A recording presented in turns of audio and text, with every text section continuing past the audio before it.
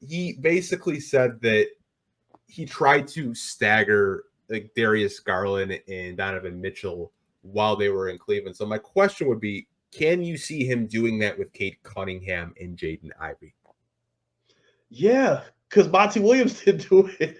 I feel like his whole introductory presser was just sneak dissing at Monty Williams. Like, he's like, yeah, we actually do staggered lineups. Why didn't y'all do that? Yeah, we don't like doing all bench lineups because it doesn't work, especially for a young team. Why were y'all doing that? Like, great, that's not exactly what he said, but professionally, that's how it came across to me. It makes sense to have your best players, your best scoring threats on the floor as much as possible, especially when at this point, and even back to last season, Killian Hayes was your backup. Monty Morris was hurt, so they didn't really have the consistency in a Marcus Sasser, who was a rookie, as their backup point guard at this point. And even now with this season, Sasser could be that backup, but at the same time, you're still not trying to lean on him as the sole backup point guard for this team because he's not the best playmaker, not much of a defender, being undersized at this moment. So it helps to have the ability to have Jaden Ivey in the backcourt with them at the same time and then have veterans sprinkled in together with that.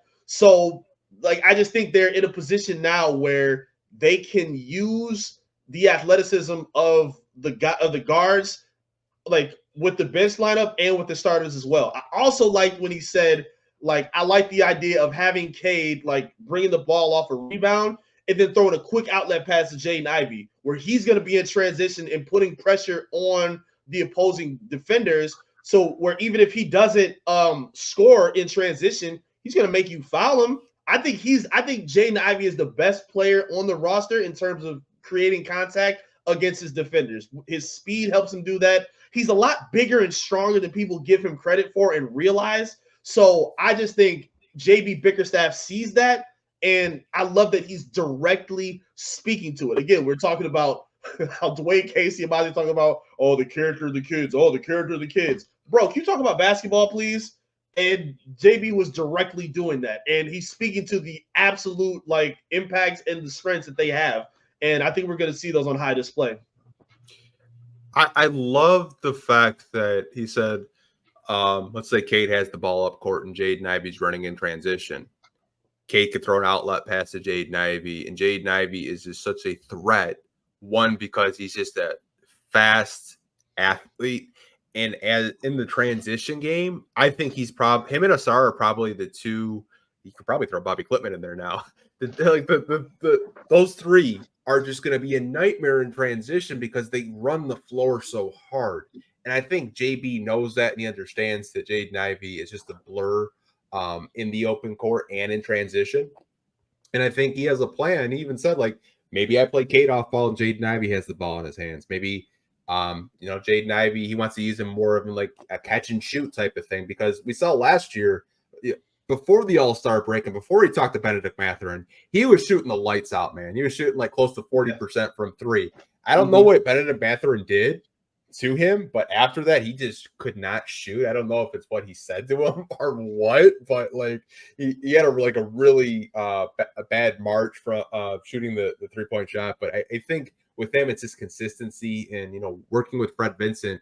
I know you had mentioned it earlier. I think is going to be really crucial for him, because if he becomes just like 35% from three, league average at least, I think you have a starting two guard next to Cade Cunningham that can work together, because the discourse with them right now among Pistons fans is Jaden Ivey's a poor fit for Cade Cunningham. Jaden Ivey needs the ball in his hands to be effective.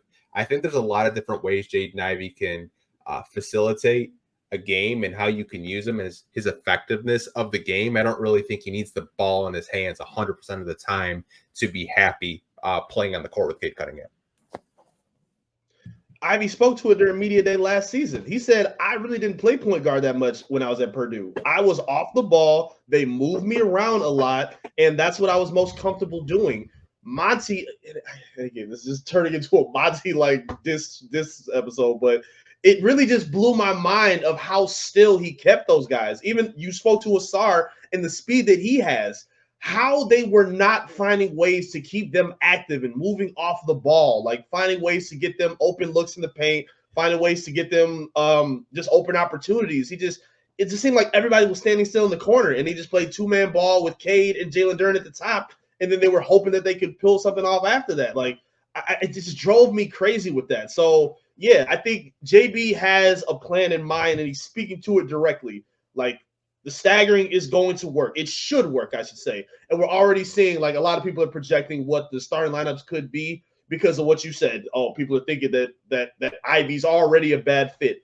I don't think we have that answer yet. We've seen it work, and we've seen it not work. They both had, a 30-point performance, I think, against the Trailblazers on the road. There were other games where they both shined together. They both talked highly of each other constantly in their ability to play with one another. So I just don't think we've seen the potential unlocked, and I don't think we've seen enough of them together, whether it's through the injuries that they've had, the bad rosters that they've had set up, starting Killian Hayes and not even letting Jaden Ivey get fourth quarter minutes. Like, we just didn't get to see enough to definitively know if Ivey and Cade can work. We've seen it work in spurts, and I think they need to take more time to figure it out with JB Bickerstaff. Yeah, I think to your point, they were like stand still, like standing in the corner, or like the offense last year was very elementary. Like, yes, I cover a lot of high school basketball, and the sets that I saw in high school, there were more, plans. Like, if plan A didn't work, they would go to plan B. With the Pistons, it seemed like very elementary. Give the ball to Cade for 15 seconds. If there's nothing there, take a mid-range jumper. Like, there's no creativity. There's no ball movement. There's no player movement. Very little pick and rolls. It's just like, I don't know if the coaching staff didn't fully trust the players to execute a play. Maybe they couldn't understand the play. And Trajan kind of talked about it in his presser, saying like, yeah, you guys had a lot of low IQ players last year.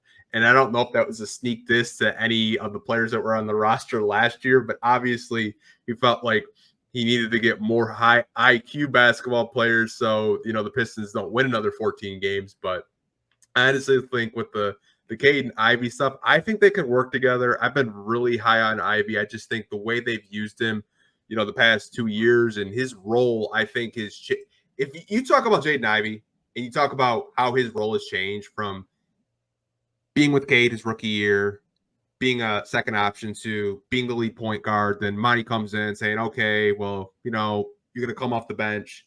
Then you get 10 minutes, 15 minutes. Then you got the guy that was the 7th overall pick that's no longer in the NBA, not even on a roster, starting above you. And then, oh yeah, now we're going to be playing you as a starting 2 guard because Tom Gores and Troy Weaver had to talk to me that they want to see you play more. And then, like, 1 minute you're playing 25 minutes, next minute you're playing 6. Like, I feel so bad for him because he's had no direction, and he cannot really like get a clear path role to what to be expected out of him. He's just had such a roller coaster his first 2 seasons in the league, and I absolutely feel bad for the kid. I gotta shout out his father. Shout out to Javen Hunter, who spoke about the professionalism of his son. Because again, like you said, dealing with all he had to deal with, all the changes, coming off the bench last second, like nobody expected that at all to be a thing. And then it kind of just happened. And Ivey's professionalism and his ability to adapt and just kind of just roll with the punches and earn his time and force the hand of Monty to make a change, I think deserves way more credit than it does. And I feel like JB Bickerstaff has the IQ to understand that he needs to be used in different ways. Something that he did in Cleveland that I just absolutely loved that they did. It was so unique. It was so different.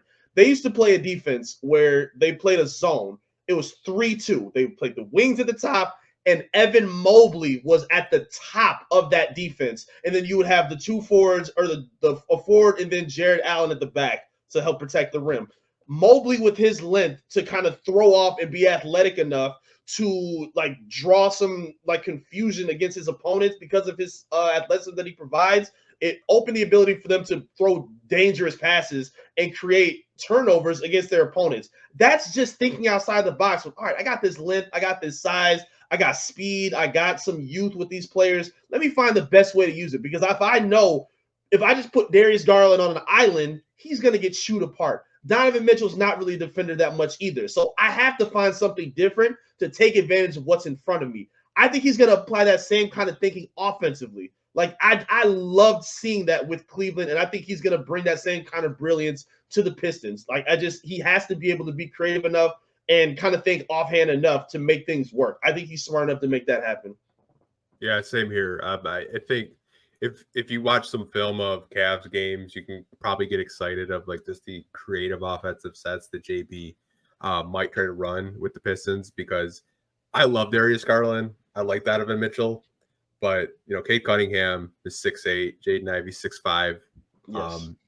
You have a taller backcourt, and you have two defenders in Asar Thompson and Ron Holland on your basketball team that you can kind of like draw parallels to Isaac Okoro, where maybe those guys like take on that Isaac Okoro role. Obviously, you don't have that Jared Allen yet, but who knows? With the way that they developed in Cleveland and you saw progression, maybe Durant could be that Jared Allen. Maybe it's Paul Reed. Maybe it's Isaiah Stewart. Who knows? But I think there's a lot to like with him just as a coach.